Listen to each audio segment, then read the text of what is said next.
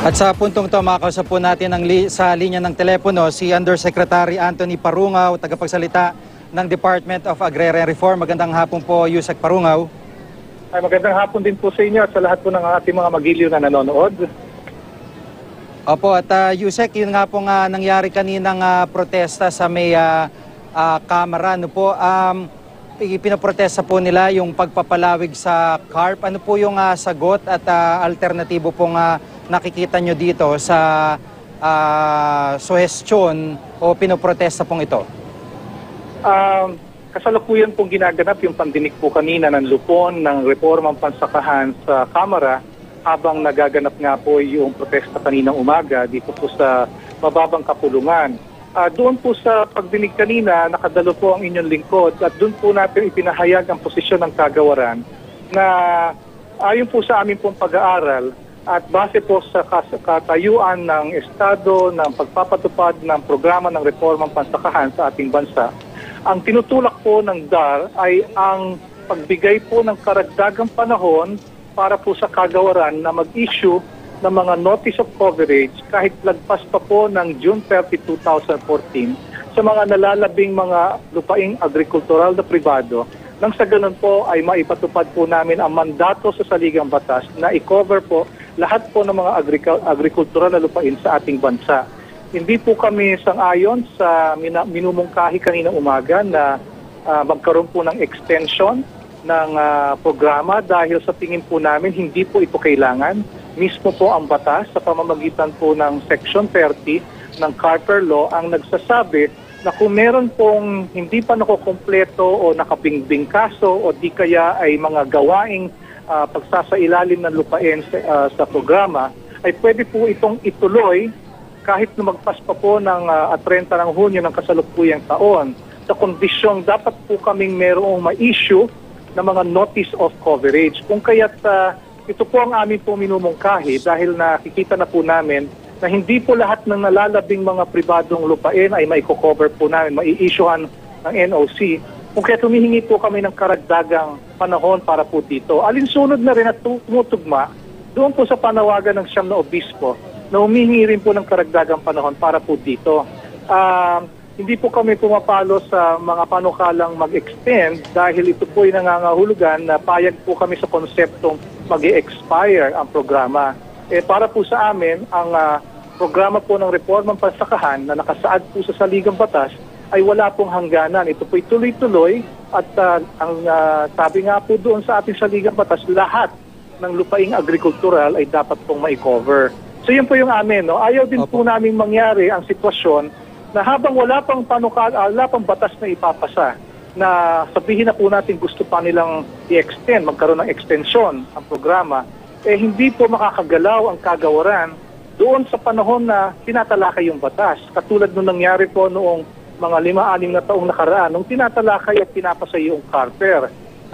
Malalagay po sa alanganin ang kapakanan at ang kalagayan po ng ating po mga magsasaka at manggagawang bukid. Kung kaya't ang inyong lingkod, malimit po kahit tuwing nakakapanayam o tuwing nagsasalita sa mga pandinig ng mga lupon ng Kongreso o sa iba pang mga venue, ay lagi po namin sinasabi na ang tinutulak po namin at nararapat at sapat naman po para po sa amin ang magbigay lamang po ng karagdagang panahon po sa amin. Alinsunod sa amin pong pananaw kung ano nga po ba ang interpretasyon dito po sa Section 30 ng Carper Law na amin pong pinaninindigan na masasang-ayunan kahit ito po i-questionin pa sa Korte Suprema.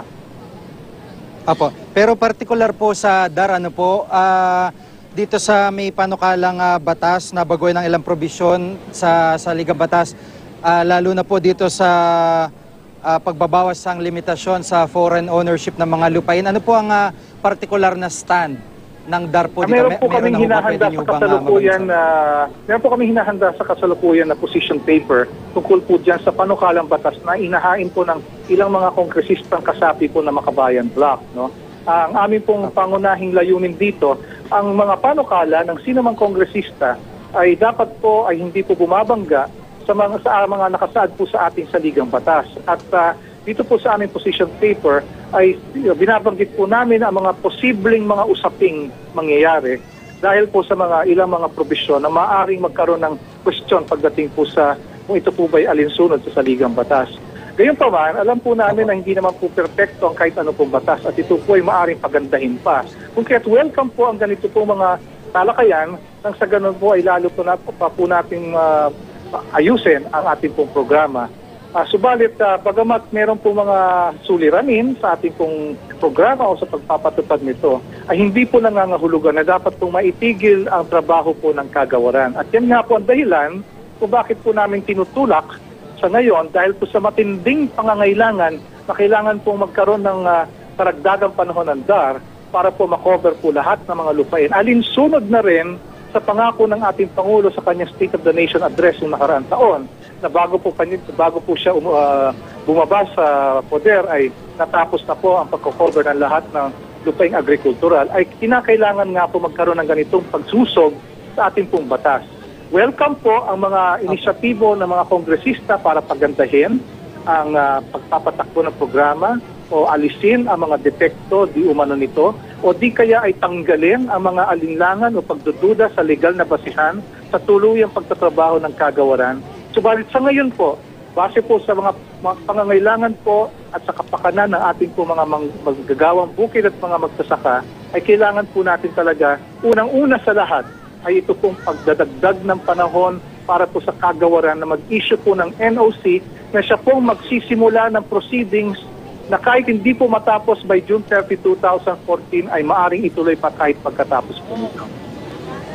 Apo, sa ngayon po ba may ilang libong ektarya pa ang pinag-uusapan na ipapamahagi po ng DAR para sa ilang pa pong libo ng mga magsasaka? Ayon, batay po sa datos na amin po nakalap nitong simula noong taon at gaya na rin po na amin pong nilahad nung nakaraang mga pagpupulong ng lupon ng reformang pansakahan dyan po sa Kamara, humahigit kumulang mga 790,000 hectares po ang nalalabi na kailangan pa pong ma-distribute. Ang kahulugan po nun ay dapat po kong marehistro yung CLOA o Emancipation Patent para po sa mga benepisyaryo. Subalit dito po sa 790,000 na to, hindi naman po lahat yon ang mapapamahagi dahil mga halos 90,000 po doon ay mga bahagi ng lupain na hindi naman po talaga dapat papasailalim sa CARP. Halimbawa po ay mga karsada o di kaya yung mga easement o di kaya yung mga ilog o mga irrigation area, hindi po kasama yon. Kung may menos po natin yon ay aabot lamang po ng 700,000 ang neto sa buong bansa. Apo. Dito po sa 700,000 na ito, siguro kung sabihin po natin na ang bawat isa sa 70,000 lupaing na titira ay meron pong isang may-ari na may karapatan po magkaroon ng 5 hektaryang retention kada may-ari, aabot po ito sa humigit kumulang na 350,000 hektarya na maaari pong maximum na maging retention area sa kabuuan. Kung tatanggalin po natin yung 350,000 hectares po ngayon na maximum retention area, nangangahulugan na ang maximum po nating neto, ay yung talagang netong-neto na dapat pong mapamahagi po sa mga beneficiary, abot lamang po ng 350,000. Ang realistiko pong figura na tinitingnan po namin, dahil di naman po lahat ng mga lupain ay may tig-isang may-ari o di kaya ay karamihan dito sa mga lupaing natitira ay maliliit na lamang po, ay baka abot po ng mga 500 o 550,000 hektarya ang nalalabing dapat po ma-distribute sa ating pong mga benepisyaryo. Kakayanin po yan, tandaan lang po natin na ang proseso po mula sa pag-issue ng NOC hanggang sa pagrehistro ng titulo para po sa benepisyaryo, alinsunod at sa ilalim ng pangkasalukuyang mga alituntunin ng kagawaran ay aabot po ng 8.5 buwan kung ito po ay walang mga problema o mga teknikal na mga suliranin. Sa kabilang banda, yung bago po magtapos ang Hunyo taong kalukuyan, ay meron pa po kami mga lupaing sa suma total may mga 200,000 hektarya na hindi pa po namin nai-issuehan ng NOC na kinakailangan ayon sa batas pong umiiral ngayon na ma-issuehan po namin ng Notice of Coverage o NOC bago po magtapos ang June 30, 2014. Kayang-kaya po yan dahil noong 2012 naka-issue po kami ng NOC sa 240,000 na hektarya. Nitong nakaraang taon, 280,000 na hektarya na isyuhan po namin ng NOC. Palaki na palaki. Subalit, ngayon pa lang, masasabi ko po sa inyo na dahil na nga po sa nangyari po sa Negros Occidental na meron po kami nakuhang sertifikasyon mula sa Land Registration Authority na meron daw pong 1,200 lupain na nawawala yung original na kopya ng titulo sa mga tanggapan ng Register of Deeds. At ang aming estima sa buong bansa na ang mga nawawalang original titles dahil nasunog o nabaha ang mga tanggapan ng Register of Deeds ay halimbawa sa Bicol, sa Bulacan, sa Cagayan, ay suma total abot ng 20,000 lupain po.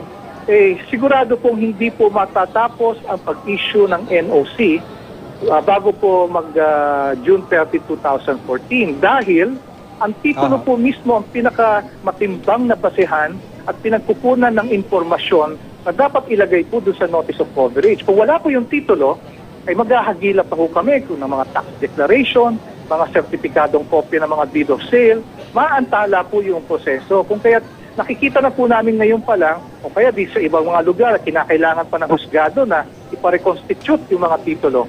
Kaya ngayon pala, nakikita po namin hindi po lahat mai-issuehan ng NOC. At ang database naman po ng DAR, ay tatapatin ko po kayo, hindi naman po ito talaga komprehensibo o kompleto o tama dahil malimit po, kalahati po dito ay base po sa mga tax declaration lamang. Kung kaya't minsan, hindi lang po minsan, kadalasan, pag pumupunta po kami at gumagawa ng aming gawain, meron po kaming nadidiscover yung mga lupain na hindi po nakatala sa aming po database. Ganon din po ang mga ginagawa ng mga civil society organizations at tumutulong din po sa amin. So dahil po, bagamat kaya po namin sa teorya na yung nalalabing 200,000 hektarya ay ma-issuehan ng NOC bago sa kalagitnaan ng taong ito. Dahil alam na po namin yung mga technical na mga problema at suliranin, ay minarapat na po namin itulak sa Kongreso na sana nga po ay masertipika ng ating Pangulo bilang urgent bill, ito pong 1 o 2 linyang pagsusog na bigyan po ng karagdagang panahon at otomatikong pagpopondo yung pong pag-i-issue ng kagawaran ng Notice of Coverage para po dito sa mga mangingilan-ngilan na lamang pong nalalabing mga lupaing agrikultural na pribado. Opo. Maraming salamat po, Yusek Anthony Parungaw at makikibalita po kami at update kaugnay pa rin dito po sa pamamahagi po ng lupa. Lalo na po yung binabanggit nyo na nagkukulang pong mga papeles sa ilang mga lugar na kailangan po partikular ang mga titulo. Maraming salamat po, Yusek Parungaw.